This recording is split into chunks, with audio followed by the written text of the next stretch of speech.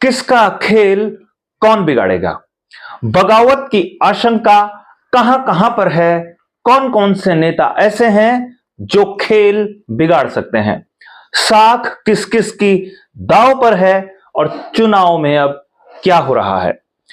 मैं बात कर रहा हूं केदारनाथ विधानसभा के उपचुनाव में, जहां पर बीजेपी और कांग्रेस लगातार अपनी अपनी ताकत दिखाने की कोशिश कर रहे हैं।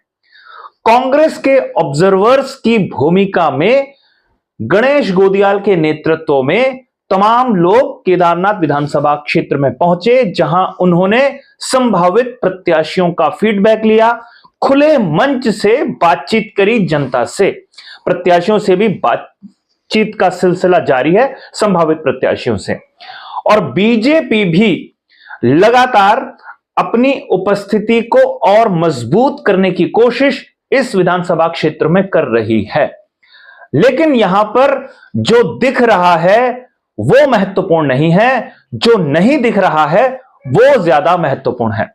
अब कांग्रेस से ही हमने अपनी चर्चा की शुरुआत करी, तो सबसे पहले कांग्रेस की ही बात कर लेते हैं।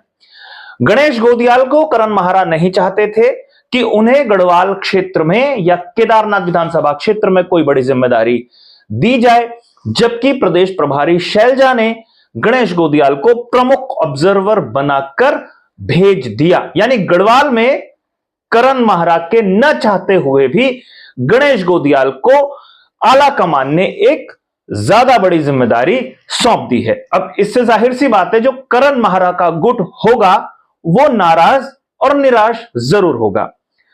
दमखम करण माहरा का गुट दिखाएगा चुनाव में या गणेश गोदियाल का गुट दिखाएगा? अब एक इस राजनीति के इस पहलू पर चर्चा हो रही है। कांग्रेस के सिक्के के ये दो पहलू हैं केदारनाथ क्षेत्र की राजनीति में।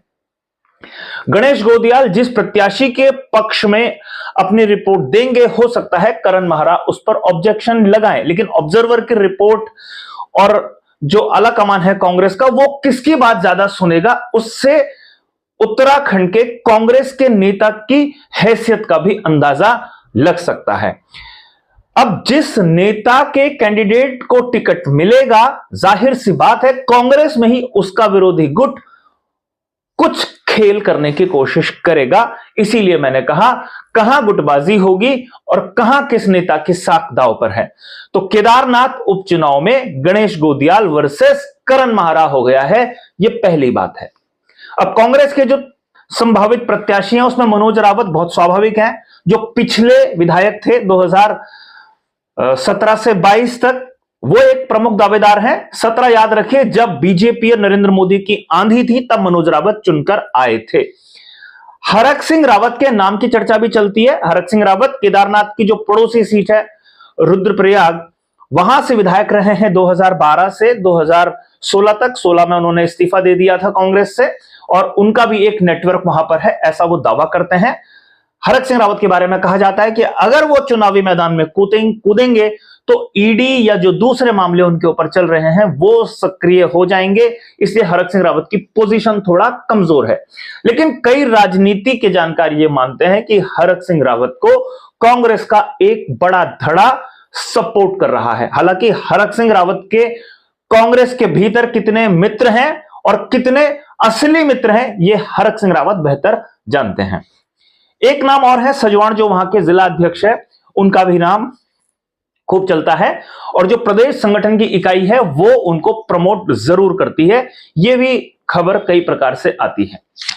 अब बात बीजेपी की है, जो द्वंद्व में है, जो असमंजस में है, क्योंकि बीजेपी ने बहुत सारे क्षत्रपों को अपनी पार्टी में पहले ही मिला लिया है। आशा नौटियाल पार्टी की जो पूर्व विधायक थी, जो वर्तमान में महिला मोर्चा की अध्यक्षा हैं, वो तो पार्टी छोड़कर जा चुकी थी, उन्हें पार्टी में शामिल करा लिया गया और उनकी एक बड़ी भूमिका पार्टी में तय की गई, उन्हें महिला मोर्चा का अध्यक्ष बनाया गया।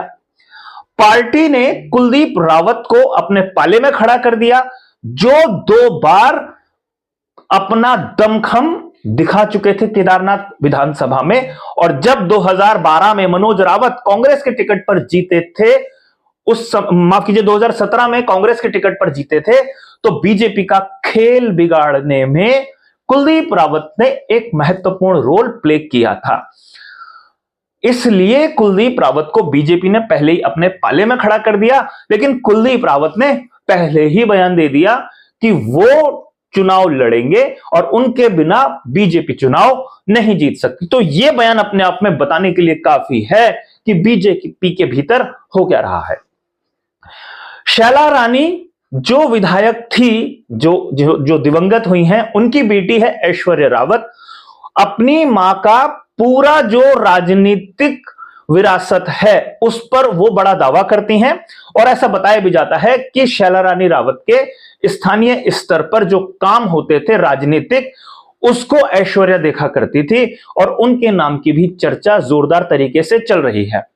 एक खबर अंदर से निकलकर आई कि आशा नौटियाल के पक्ष में माहौल बन सकता है। बीजेपी में भी कई धड़े हैं। अब चूंकि वो महिला मोर्चा की अध्यक्षा बनाई गई, इसलिए उनका भी कुछ ना कुछ लॉबिंग होगी और एक धड़ा बीजेपी का आशा नौटियाल को शायद प्रमोट कर रहा है।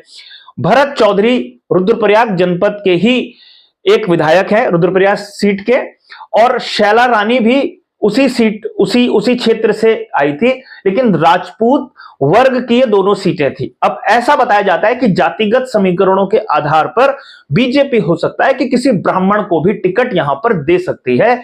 और जब ये खबर चलती है तो आशा नौटियाल बाजी मारते हुए नजर आती है।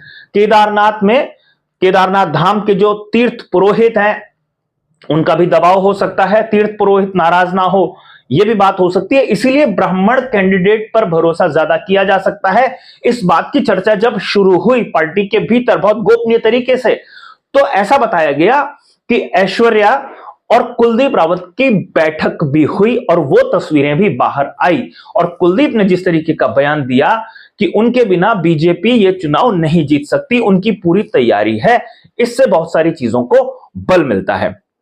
एक बात आपको और बताऊं कि जिला पंचायत अध्यक्ष की तैयारी ऐश्वर्या कर रही थी, लेकिन उनकी मां का देहांत हो गया और उसके बाद समीकरण पूरी तरीके से बदल गए। अब ऐश्वर्या विधायक बनने की होड़ में अपने आप को पाती हैं। इसके अलावा कई और नाम हैं जो चर्चाओं में चल रहे हैं, लेकिन बीजेपी के लिए यह प्रतिष्ठा की सीट है। बद्रीनाथ ताजी वो हारे हैं उपचुनाव में और केदारनाथ वो हारना नहीं चाहते, क्योंकि ऐसा अगर हुआ तो इससे मैसेज बिल्कुल अलग जाएगा। अब यहां पर यह ज्यादा मायने नहीं रखता कि बीजेपी ज्यादा मजबूत है या कांग्रेस ज्यादा मजबूत है।